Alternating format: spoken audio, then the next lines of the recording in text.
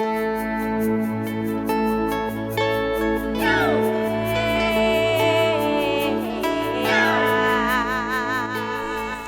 pagi, nama saya Depide SAG, Guru Pendidikan Agama Katolik dan Budi Pekerti di SMK Negeri 1 Muara Tele. Saat ini saya adalah mahasiswa PPG dalam jabatan di STPK Santo Fransiskus Asisi Semarang. Kali ini saya akan menampilkan video pembelajaran PPL yang pertama siklus kedua. Selamat menyaksikan. Tak sedetik pun kau lelah menjagaku, walau pernah aku jauh darimu. Hampir tak percaya lagi janjimu padaku. Telah lelah ku mencoba buktikan semuanya yang kau janjikan untukku.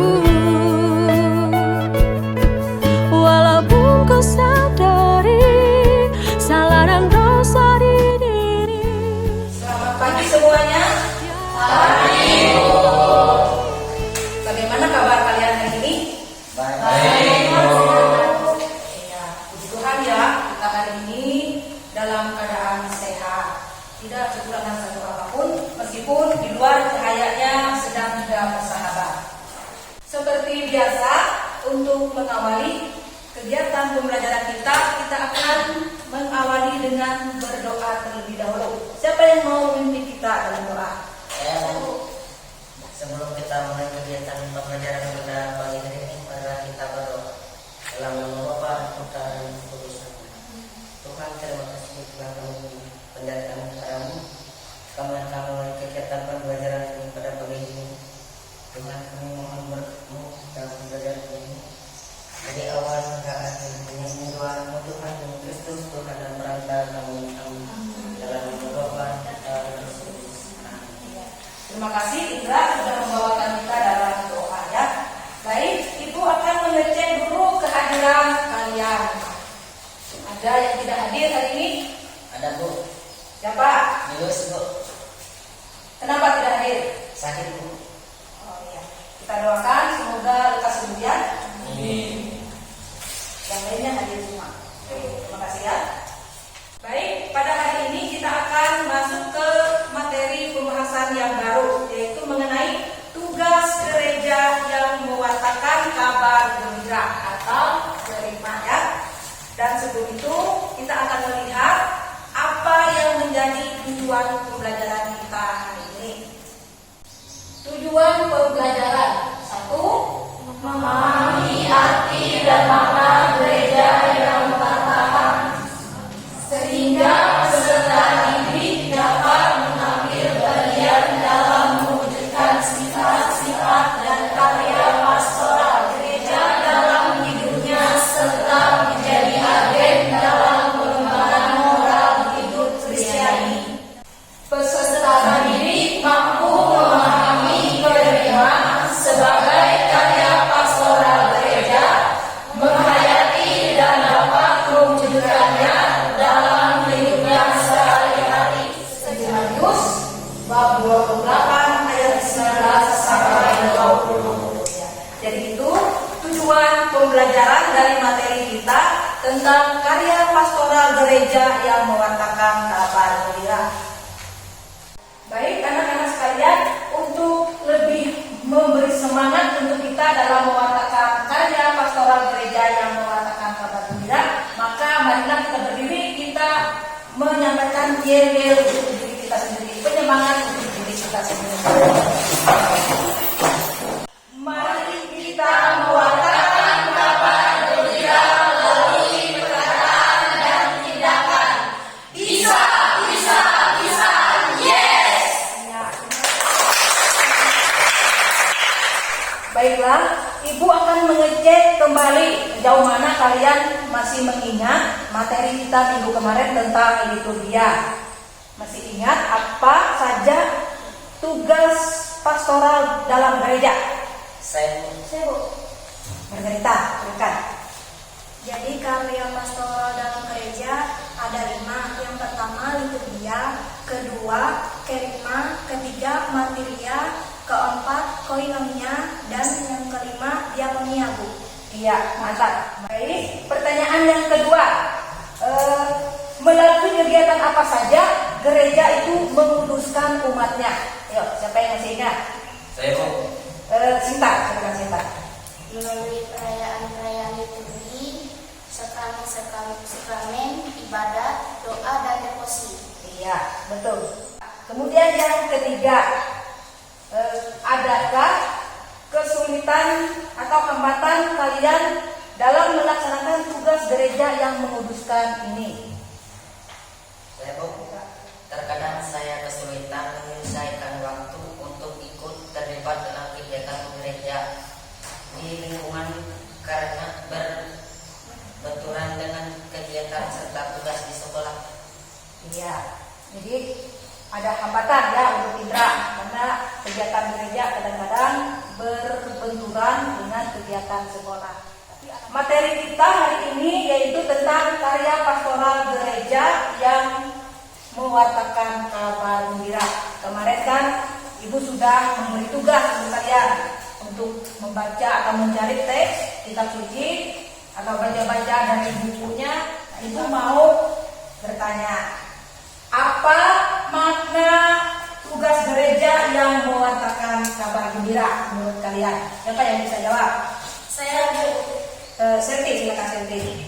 Makna tugas gereja yang mewartakan kabar gembira adalah gereja menghadirkan diri di tengah-tengah dunia untuk menyampaikan karya keselamatan dan kabar sukacita dari Yesus Kristus.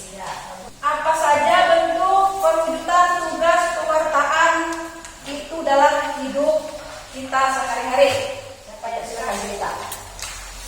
Bentuk perwujudan pewartaan adalah melalui perkataan dan tindakan kita yang baik yang kita tampilkan dalam pergaulan kita dimanapun kita berada.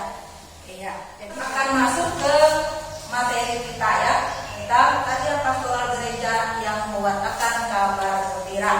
Nah, kita akan membaca dan menyimak sebuah artikel supaya lebih memahami tentang materi kita ini. Silakan dibaca, disimak, nanti akan muncul pertanyaan dari itu ya. Ibu beri waktu 3 menit.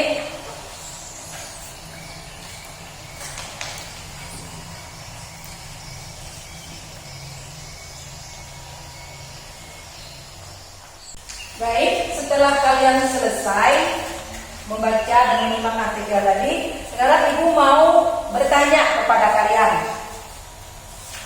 Apa yang diceritakan melalui artikel yang kalian baca itu tadi? Ya. Ya, silakan ini. Artikel tadi menceritakan tentang seorang pewarta sabda bernama Pak Thomas. Beliau tidak menyadari ternyata pewartaannya sewaktu di sekolah minggu menghasilkan buah yang baik, yakni seorang perwira yang datang untuk memberikan penghormatan terakhir kepadanya. Yang menjelaskan perkara itu adalah dia memberikan penghormatan terakhir kepada guru yang dianggapnya berjasa dalam proses perjalanan hidupnya. Karena tentara tersebut masih mengingat akan jasa Pak Thomas, guru sekolah minggunya.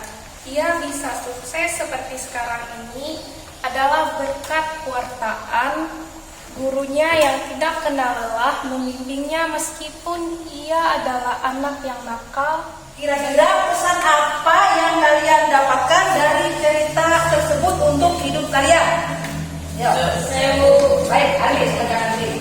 Dapat kita jadikan sebagai pedoman hidup kita untuk menjadi seseorang pewartaan melalui pemilihan hidup kita masing-masing. Ibu akan menayangkan sebuah video yang merupakan World Youth Day keempat bersama Paus Fransiskus. Kami akan mengingatkan akan 3 pertemuan World Youth Day berskala internasional mobil bertumpuk dengan barang-barang yang dilempar.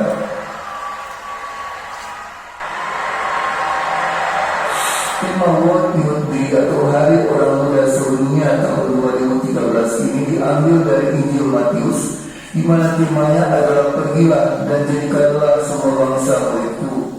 Baiklah, setelah kalian tadi menonton tayangan video tentang evangelisasi orang muda Katolik sedunia, silakan masuk ke kelompoknya masing-masing yang sudah ditentukan.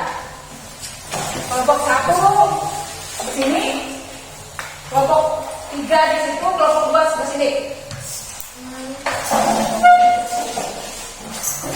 Baik, anak-anak sekalian, silakan kalian berdiskusi ya dengan pertanyaan yang sudah ada tersebut. Masing-masing kelompok jawab pertanyaan yang sudah Ibu berikan tadi.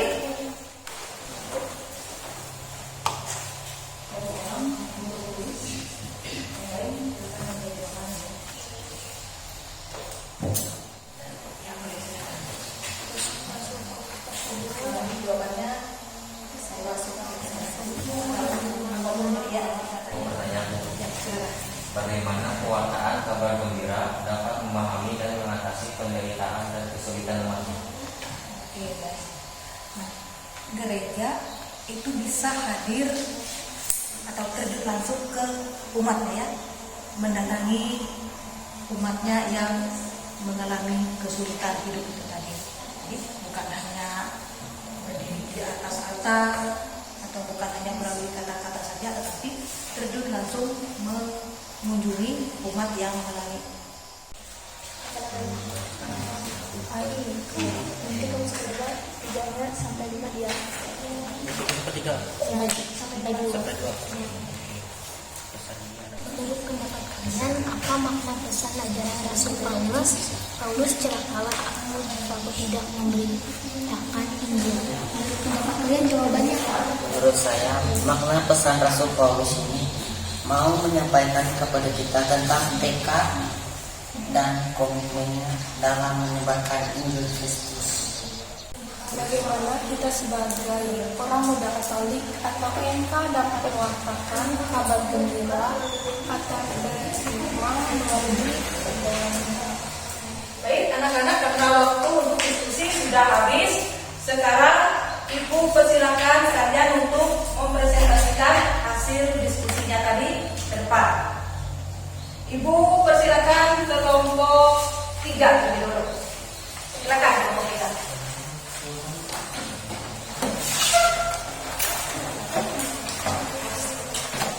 Baik, di sini kami ingin menyampaikan hasil diskusi kelompok kami dengan pertanyaan, apa makna ajaran Rasul Paulus ini?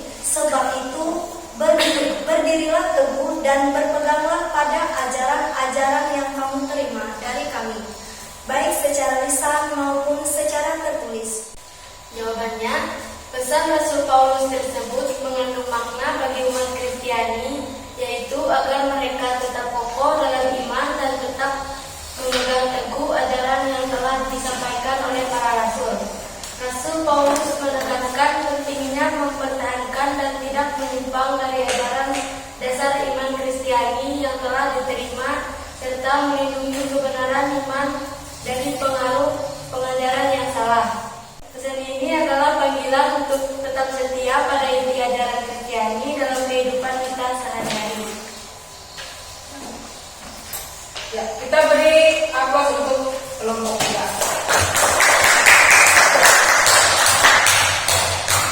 Ibu persilakan kalau ada dari kelompok lain yang mau menanggapi atau mengajukan pertanyaan untuk kelompok 3. Silakan. Ya, silakan kelompok 1. Ya. Menurut kelompok kalian, bagaimana cara kita untuk mempertahankan iman kita apabila mengalami krisis iman?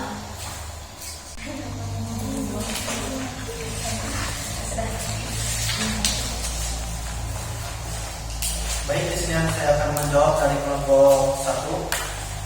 Bagaimana cara kita mempertahankan iman kita apabila mengalami krisis iman?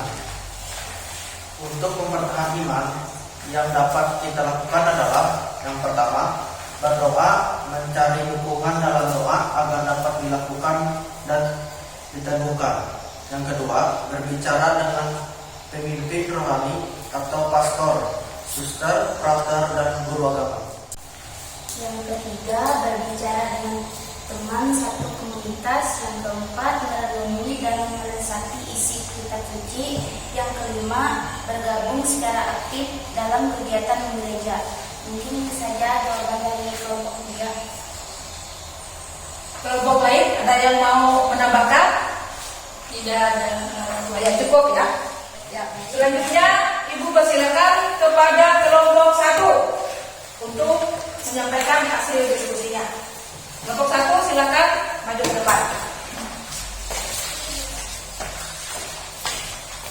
Kami kelompok 1 di sini ingin mempresentasikan hasil diskusi kelompok kami. Pertanyaannya, apa makna sabda Yesus ini? Pergilah dan jadikanlah semua bangsa muridku.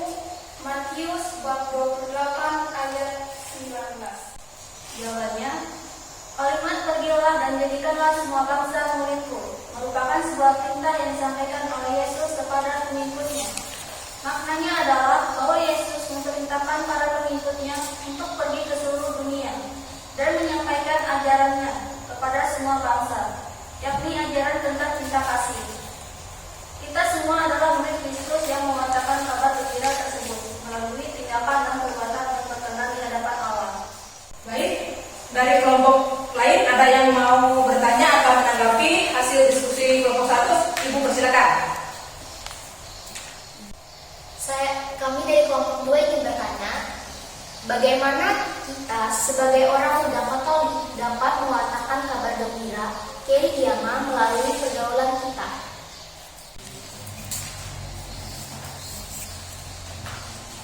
Di sini saya akan menjawab pertanyaan dari kelompok 2. Bagaimana kita sebagai orang muda Katolik dapat mewartakan kabar gembira melalui pergaulan kita?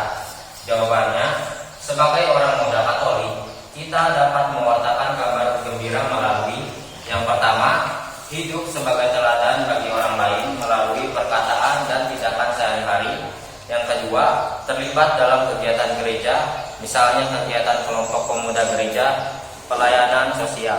Yang ketiga, mengikuti pelatihan, pelayanan atau kursus yang diselenggarakan oleh gereja sehingga terlatih dalam mewartakan iman. Yang keempat, bersahabat atau berteman tanpa membedakan orang berdasarkan latar belakang, status sosial, agama, suku, dan bahasa. Baik, kelompok yang terakhir, Ibu persilakan kepada kelompok 2 untuk mempresentasikan hasil diskusinya. Kelompok 2, Ibu persilakan maju ke depan. Terima kasih atas kesempatan yang diberikan kepada kelompok kami. Di sini kami ingin menyampaikan hasil diskusi kami.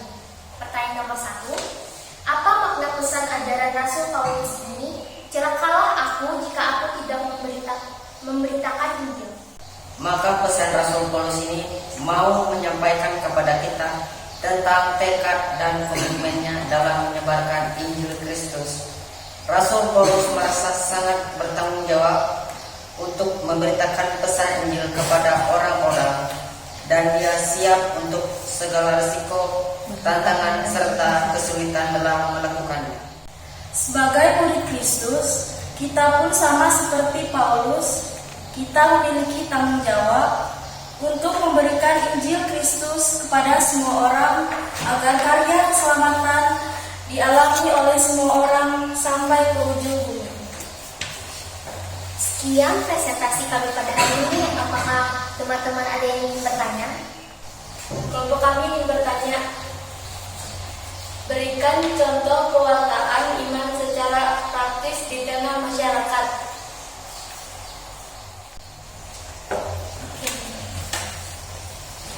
Baik, di sini kami ingin menjawab pertanyaan dari kelompok 3.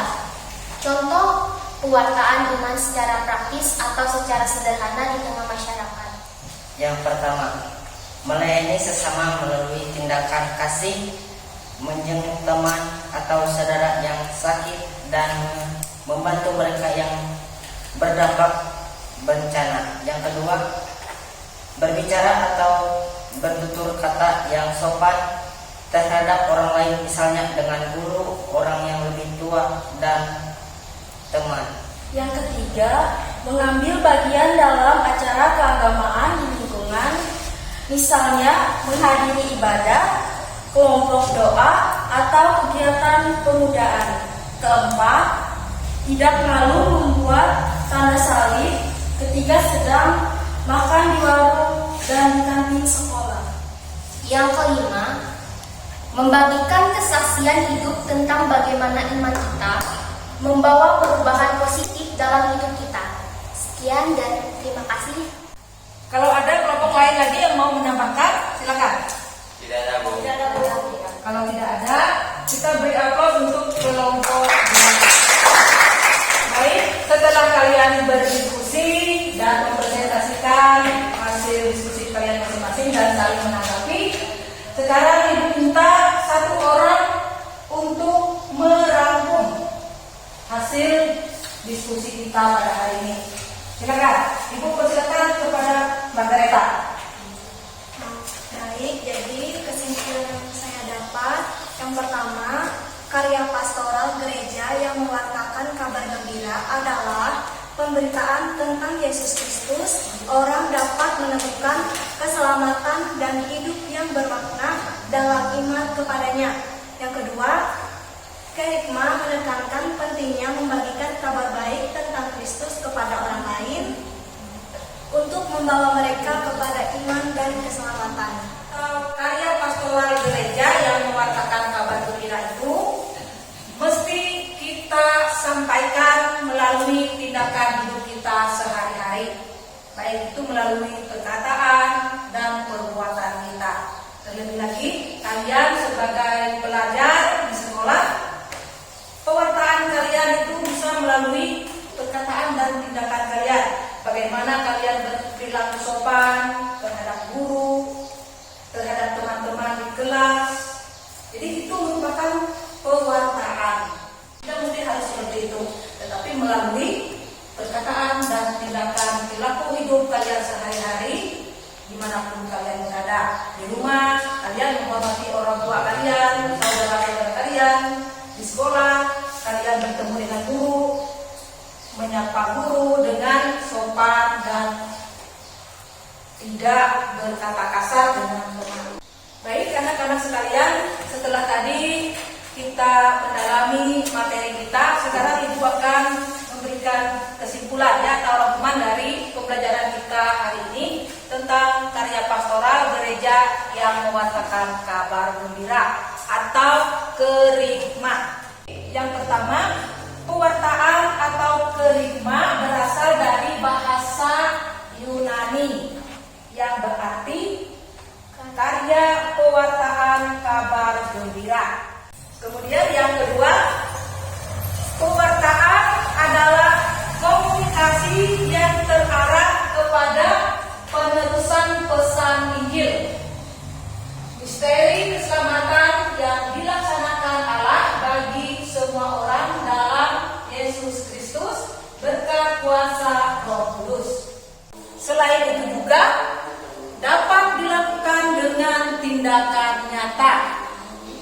Dan contoh pewartaan melalui tindakan adalah ketika kalian secara aktif misalnya mengikuti kegiatan upacara bendera di sekolah. Kemudian yang kedua, menghargai perbedaan dengan orang lain yang berbeda iman denganmu. Itu juga wujud dari pewartaan. Jadi kita memiliki rasa toleransi yang tinggi terhadap orang yang berbeda dengan kita, itu merupakan wujud pewartaan dari iman kita. Baik, kalau begitu Ibu mau mengetes kalian setelah kita mempelajari tentang materi karya pastoral yang mewartakan kabar gembira ini. Ibu akan membagikan 10 soal pilihan ganda. Mau melihat sejauh mana kalian sudah memahami materi kita.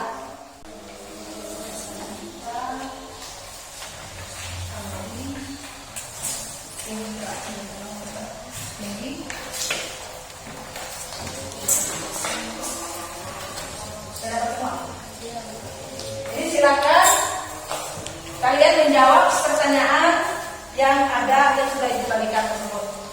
Ibu beri waktu 5 menit untuk menjawab soal-soal tersebut.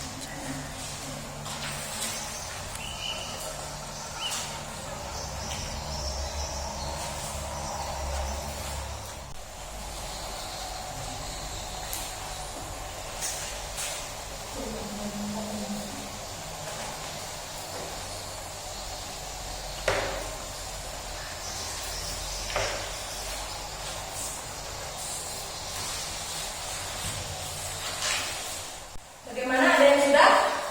Sudah, Bu. Baik, kalau sudah, silakan kumpul di atas mejanya, nanti Ibu ambil. Selanjutnya, kita akan masuk ke refleksi. Ibu akan membagi lembar refleksi.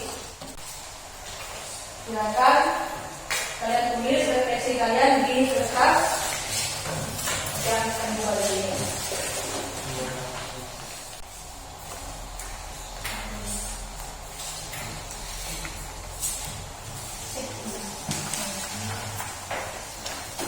Silakan kalian isi refleksi kalian tentang pembelajaran kita hari ini.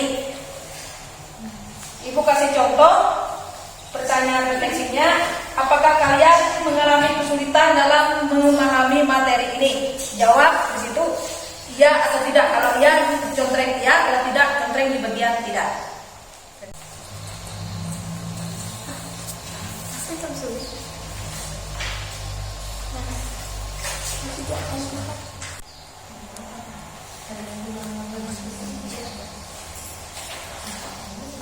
Baik, setelah kalian selesai menjawab refleksi kalian tentang pembelajaran hari ini, Ibu akan memberikan penugasan untuk minggu depan, materi kita minggu depan. Jadi, minggu depan itu kita akan mempelajari materi tentang karya pastoral gereja menjadi saksi Kristus atau martiria.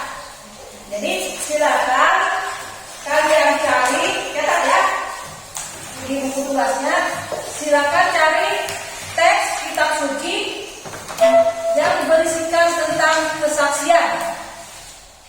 Sudah selesai? Sudah, Bu. Ya, baik.